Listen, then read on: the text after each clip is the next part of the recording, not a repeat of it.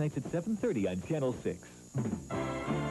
This is Action 6 News, the 5:30 report, with Tom Ryan and Michelle Galian, Larry Cosgrove with the weather, and Steve Minnick Sports.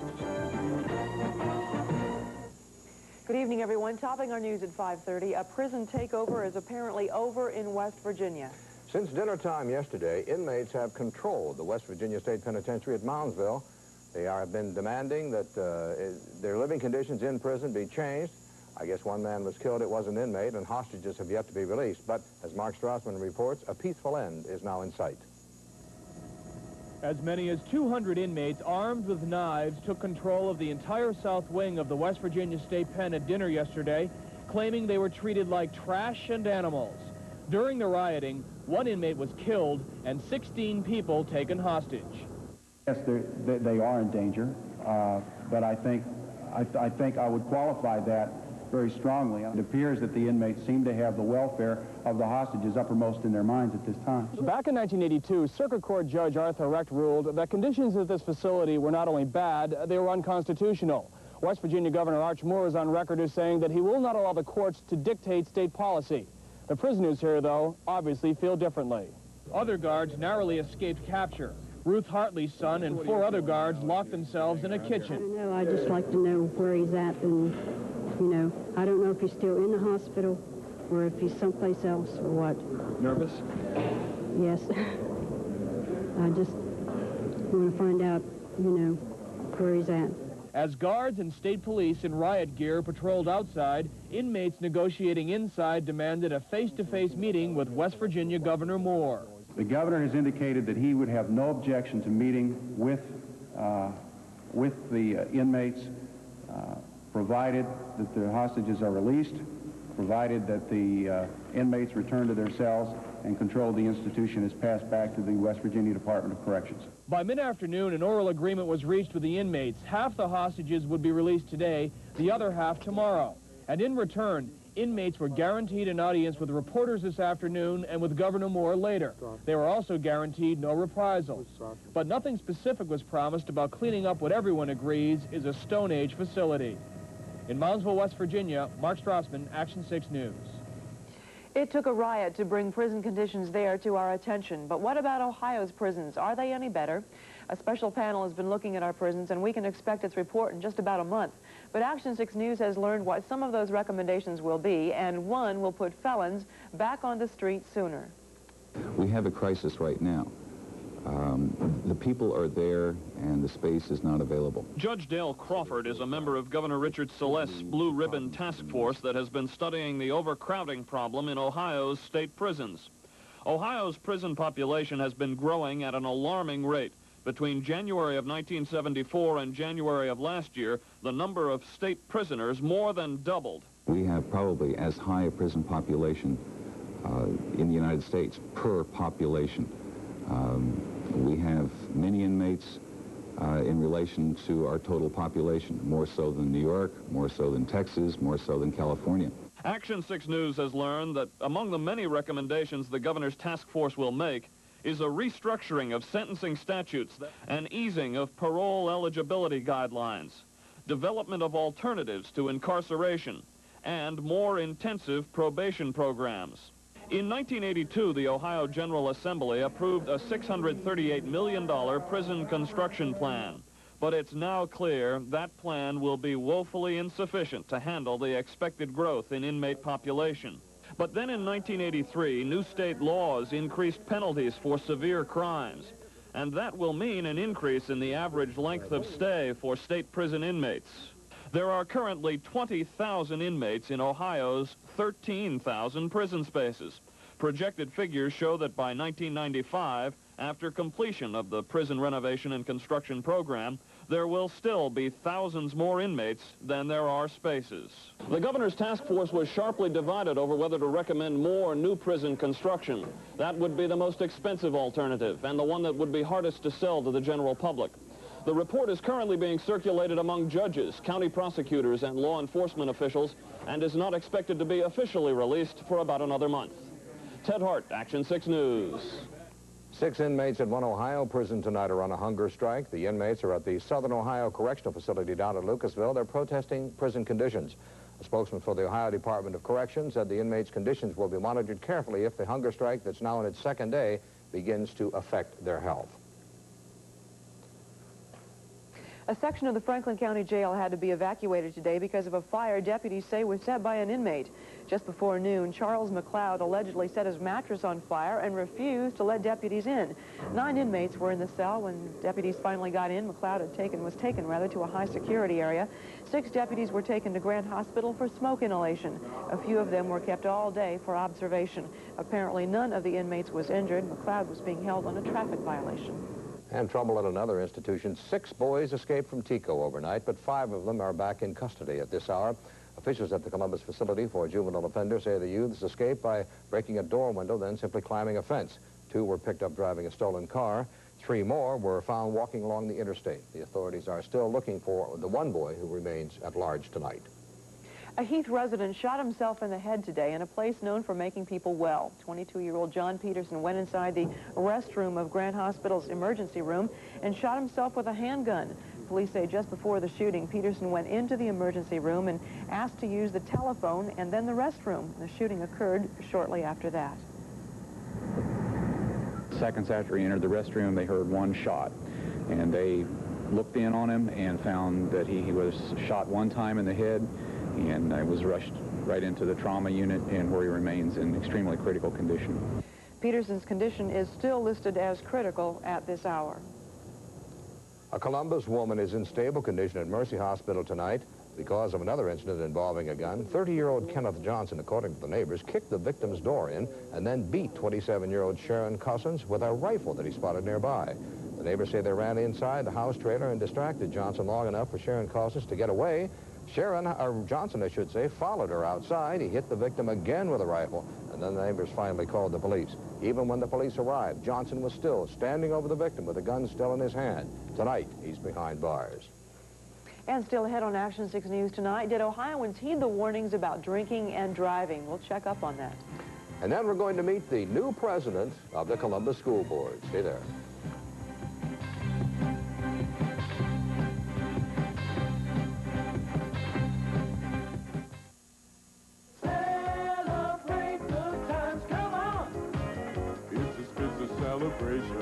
Spitzer Dodge is celebrating with rebates up to $1,000 or save hundreds of additional dollars with our 8.6% financing. Pick out the car, truck, or van you want and save now during the Spitzer celebration. It's time to come together and make the deal so much better. At Spitzer Dodge, 5100 East Main Street. Right now! Wash and go with Perks. Got too much you're busy doing to fuss around with your shampooing. Keep your hair on the go with you. Wash and go with Perks. You want a shampoo works as hard as you. Wash and go with Perks. Perk shampoo has a drop of conditioner, so you just wash and go with great hair and no fuss. Wash and go with Perks. Right Fine Furniture brings you an exciting way to begin 1986 with free financing until 1987 or a 10% discount for cash plus sensational savings store-wide. Save up to 54% on quality furniture from respected manufacturers like Thomasville, Pennsylvania House, Henryden, Broyhill, and Finney. White's fabulous New Year's sale is at all 5 stores. For Ohio's largest selection of fine furniture at the guaranteed lowest prices, get to White. The holidays are a picture time of the year. Don't let a single shot get away. While you're Krogering, enjoy one-stop shopping for all your photo needs. We use only Kodak paper and process through the Kodak Color Watch system for high-quality color prints that are guaranteed for total satisfaction time after time. Get your 12-exposure roll of color print film developed for only $1.99. Save time, save money, save your holiday memories forever at Kroger. Some anxious moments downtown. More than 1,000 state employees had to be evacuated from the downtown offices late this afternoon. In fact, the firefighters are still on the scene, but they do indeed have the blaze under control. Apparently, it started on the top floor of the Ohio Bureau of Employment Services buildings. The preliminary indications are that an electrical problem, perhaps a short, was the cause. Luckily, no one hurt. It's not known at this hour whether those employees will be able to return to their jobs tomorrow. Meanwhile, a second victim has died from that terrible car accident yesterday. Sarah Rohr died early this morning in a local hospital. Her teenage brother, Jason, was killed instantly when the car in which they were riding failed to yield and smashed into another car at 4th and Reeb on the south side. Sarah was thrown from the car on impact, and police say none of the occupants was wearing a seatbelt. Barbara Rohr, the victim's mother, and the driver of the car is listed in poor condition tonight at Grant Hospital. Well, could a news story about accident statistics ever be considered good news? Carol Rapp reports that this holiday season, well, the answer could indeed be yes. These are the old familiar sounds of the holidays. But lately, we've been hearing holiday messages that sound like this. If you drink, let someone else drive. The director of the Department of Highway Safety says we must be listening to these messages because we heard less of this over the holidays. We were hearing things that people are beginning to have a more responsible attitude and behavior during the holidays. During Christmas and New Year holiday periods this year, preliminary figures indicate that 10 people in Ohio were killed in alcohol-related crashes. Now that compares to 25 last year. But holiday periods are difficult to compare. Cold weather this year may have kept that statistic low.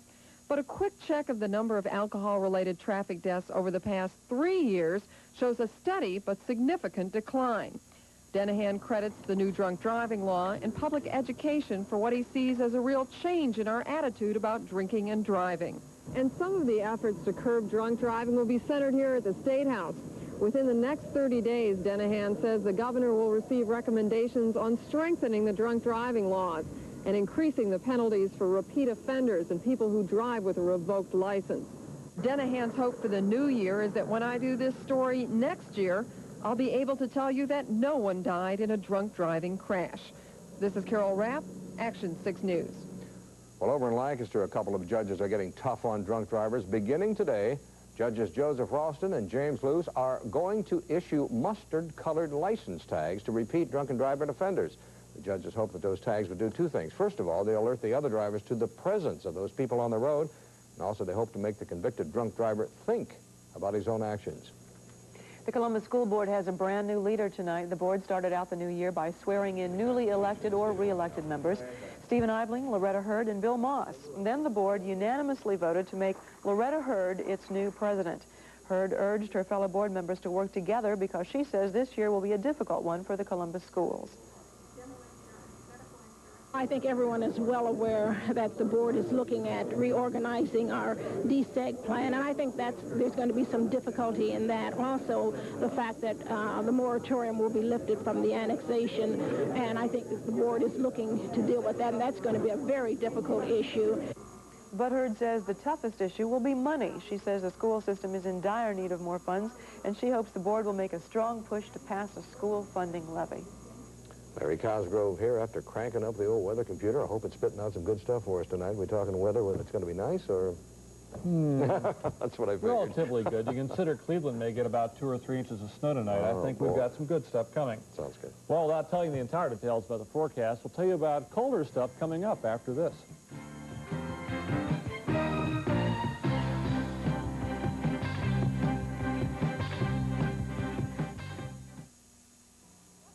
In just a minute, you're going to find out how you can get this terrific alarm clock telephone absolutely free. So stay where you are, then I'll be right back to tell you more. When you read Time each week, you know more. You understand. Time flies, and you are there. Time cries, and lets you care. You understand the world we share. Now Time is offering you more than ever. Order Time right now, and you'll get this terrific alarm clock and push-button telephone in one, free with your paid subscription. Yes, time brings you closer to living. Time puts events in sharp review. Time brings it all right home to you. Each week, Time takes you beyond the news to show you how fascinating the world really is. And now you can get Time for almost half off the cover price. Call 1-800-525-5100 and get 30 issues of Time, payable in 4 easy installments of just $7.49 each. Order now, and you'll also get Time's combination alarm clock telephone, absolutely free. This handsome space saver comes complete with snooze bar and automatic redial. Perfect for your desk or bedside. So call 1-800-525-5100 right now. Throughout your world, throughout your land, Time puts it all right in your hands. Read Time and understand. Hi, I'm Jenny, an operator here at Time. Remember, if you call right now, we'll send you Time at almost half off the cover price. And you'll also get free the Time alarm clock telephone with special features like snooze alarm and automatic redial. This offer won't last long, so call now. If you're doing any driving, though, watch out because you're going up toward Cleveland, Akron, those places, maybe Toledo. Sleet, freezing rain, and snow may be encountered. There will only be minor accumulations up there. Maybe some flurries down this way, but still, if you're going up that way, watch your driving. Now, as far as what's causing this, we've got a rain, sleet, and snowmaker moving in. They've had some pretty decent amounts of precipitation in Chicago the past couple of hours. Travelers advisories out, northern Illinois and Indiana. That may be the case later on in Ohio. As of yet, no advisories for us. But there you see it. All across that is a storm circulation moving in, and it is very well depicted on satellite. Let's see if you can guess where the center is, right? There it is over there, about Cedar Rapids, Iowa, tracking in an eastward direction. Straight eastward will bring it to Youngstown, Ohio, after midnight tonight. As that happens, this long block of clouds will come through. A little bit of precipitation, not much, and it changes some colder air. The storm circulation, you see, will be drawing in some air from Canada. That's not what we have now. We've got south and west winds up this way from the Gulf of Mexico. It's got to get warmer. But up here, you can see a little line of clouds here. That'll representing snow flurries, occasional clouds, some Canadian air tomorrow. Make it a little bit colder, but nothing too tragic. Now about temperatures themselves. We're expecting tomorrow morning to have below zero weather up in Minnesota and North Dakota. That is the first sign Canadian air wants to return southward. We'll have temperatures here in the 20s and 30s. Notice how warm it'll be down in North Carolina and Virginia, not too far away in the 50s. So our forecast then for tonight, we're going to go for some sprinkle and flurry activity, windy and colder late. Low temperatures dropping back to the 20s. Then for tomorrow, looks to me like we're going to have some clouds early. Probably some flurries as well. Clearing and breezy in the afternoon, 34 for the high.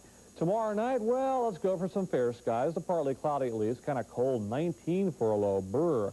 And then for Saturday, some snow redeveloping late. Sunshine, though, if you catch it early, the high temperature around 34 degrees. And next hour, we'll talk about our warming trend that's kind of going the other way right now. Looks like it'll be a little bit colder. Good old Ohio weather. Stick around 5 minutes and it'll change. It changes. Our January thaw went out the door. Right. All right. Thanks, Thank you, Larry. Here's what's making headlines around the world tonight. A suburban Columbus woman, the victim of a terrorist attack, could learn in a week when she'll be coming home. 77-year-old Elizabeth Root was hit by gunfire when terrorists attacked the Rome airport last week. Mrs. Root was struck in the lung by a single bullet.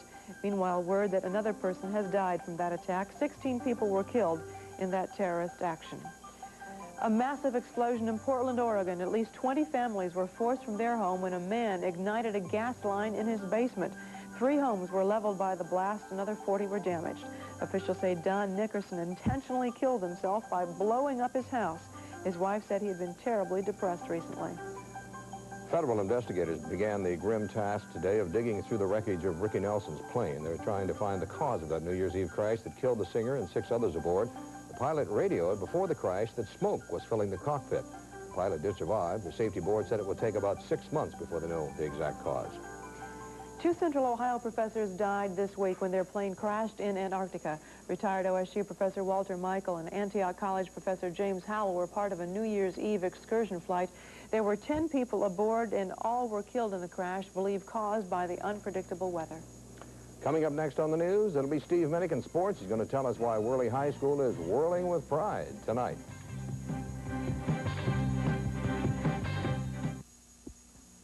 We apologize, Central Ohio, but we were simply overwhelmed by your response to our $300 cash offer. So for one final week, you can still get $300 cash direct from the Dealer Association. When you buy any new 86 Cavalier, S10 or remaining 85, $300 cash.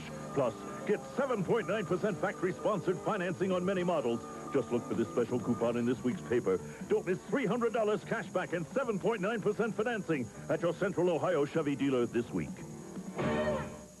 Eagle Clothes is moving its Eastland store, so we're having a moving sale. The entire stock of both stores has been marked down. All suits are just $79 to $159. All sport coats just $49 to $99. All dress and casual slacks just $9 to $29.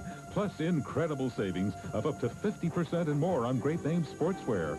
Save like never before at Eagle's factory-authorized moving sale. Now sale prices at both Eagle locations.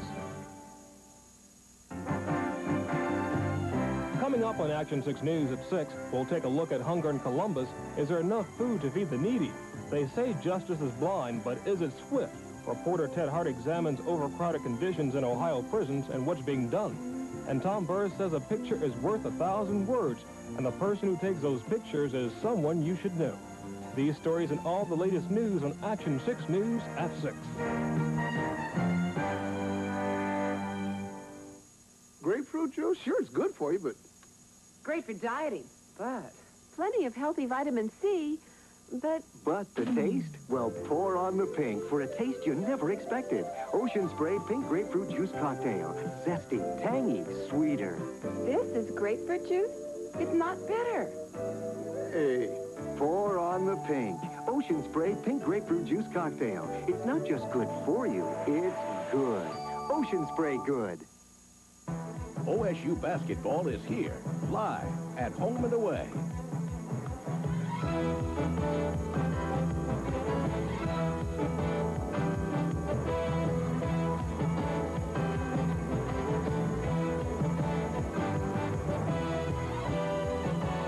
Thursday, join Chuck Underwood, Steve Minnick, and Bill Hoskett for all the action as the Bucks take on Michigan State. See it live Thursday at 8 exclusively on WTVN-TV Channel 6. Steve Minnick with sports now. I don't know about you, but I about OD'd on football yesterday. It's over. Are you sure? College football is over. Finally. Next September. Promise. Actually in August, but it is over. Okay. And the puzzle has been solved. In just a couple of minutes, the final college football polls will come out.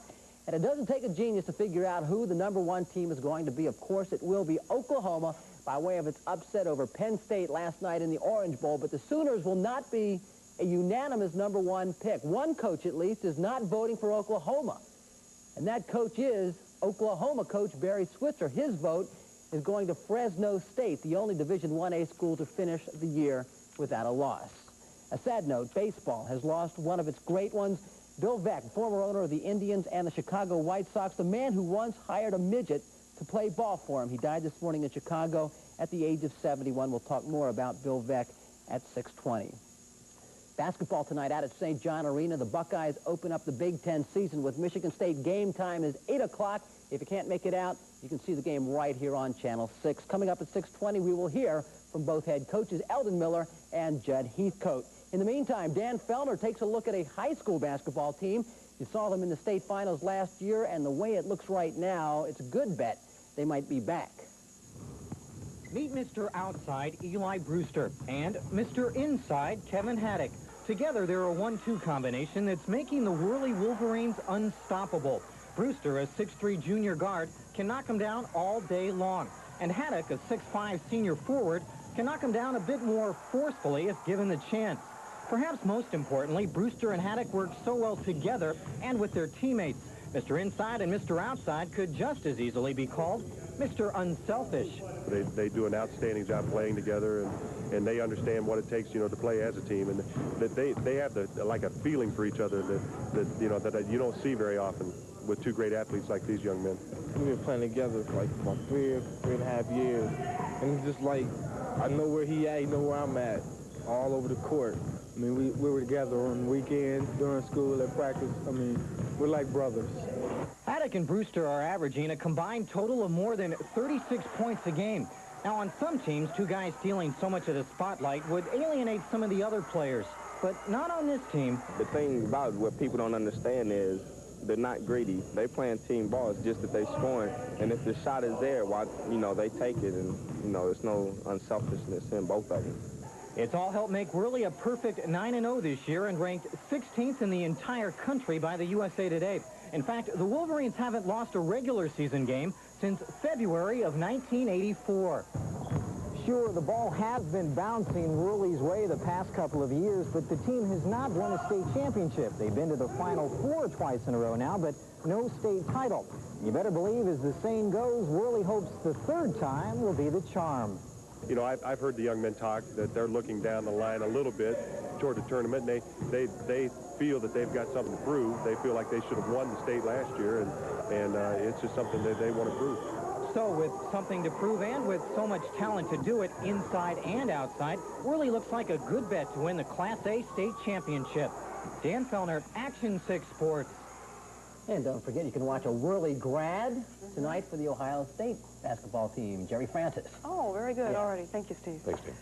You know, there's one savings and loan here in Ohio, believe it or not, still closed 10 months after the banking crisis that hit our state, but that could change and soon. The People's Building and Loan Company in DeGraff, Ohio, hopes to reopen quite soon as the Midwest Savings Bank. In fact, a meeting of depositors has been set for tonight, at which time they're finally going to learn details of the S&L's reopening. Doonesbury doomed? Say it isn't so. Coming up, we'll tell you who is saving that caustic comic strip for our local readers.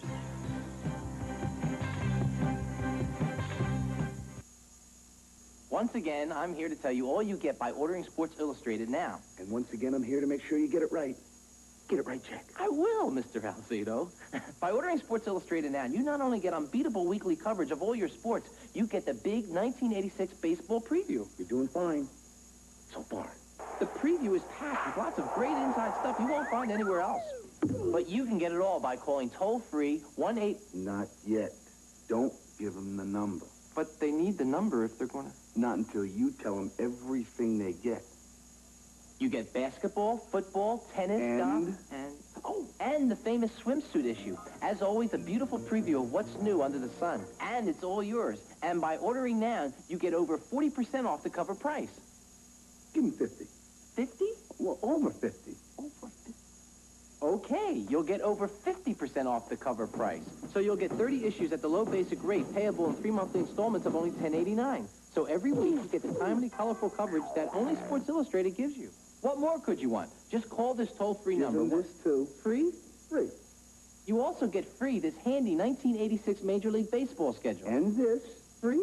Free. The SI Super Bowl 20 commemorative pin is free, too. And don't forget these great binoculars. You also get these sporty, high-quality binoculars. Free. Free, with your paid subscription. They're perfect for getting closer to the game or anything else you want to get close to. And they're free. From Sports Illustrated, you not only get a lot of sports, you get... Jack, you forgot something? But I told them about the great savings, the baseball preview, the swimsuit issue, the free baseball schedule, the free Super Bowl pin, the free binoculars, and... The free carrying case. Oh, like I was saying, with Sports Illustrated, you not only get a lot of sports, you get a lot more. But to get it, you better call now. Right, Jack? Right, Lyle. Mr. Alcedo. Call now. 1-800-621-9500. When cartoonist Gary Trudeau brought his Doonesbury characters back to life last year, a collective sigh went up from millions of Doonesbury addicts nationwide. But here in Columbus this week, that sigh became a groan because, as Chris Weber reports, in the sinking of the CJ, Doonesbury was not one of the survivors. It's one of the most widely read comic strips of all time. It's in 835 newspapers in this country alone. But one place you can't find Doonesbury is in the Columbus Dispatch. As of yesterday, Columbus became perhaps the only major American city without Doonesbury in a major daily paper. And thousands of local Doonesbury diehards are already going through withdrawal. I'm crushed. I like it. It's a crime. Doonesbury should be there. Do you miss Doonesbury already? Sure. I think it should be put back in. The Dispatch based its decision not to carry Doonesbury on a popularity poll given recently to former CJ readers, a poll which found Doonesbury to be the second least popular cartoon strip in that paper. Dispatch editor Luke Feck says that Doonesbury pulled only a 34% popularity rating, compared with 61% for Ziggy and 63% for Marmaduke. A few smaller publications are either unfazed or unaware of that survey because they will start printing Doonesbury for their readers starting next week. A spokesman for the 8-member suburban newspaper chain says the Dispatch's loss is his newspaper's gain. We were delighted to read in the paper that it wouldn't be picked up elsewhere, so we jumped on it right away. The Ohio State University Lantern will also begin running Doonesbury as the students return for classes next Monday. And editor Diana McCabe says the edition may make the Lantern as popular off-campus as on. That would be nice. That's what we're hoping, that this will help attract some more readers to the Lantern and possibly have some sort of effect on our circulation. So unless you can get your hands on a Lantern or can wait for your suburban weekly, you may have to start looking elsewhere for your daily Doonesbury fix. Who do I write to if I want to complain? You might start with the Dispatch. Chris Weber, Action 6 News. They're going to get letters, too.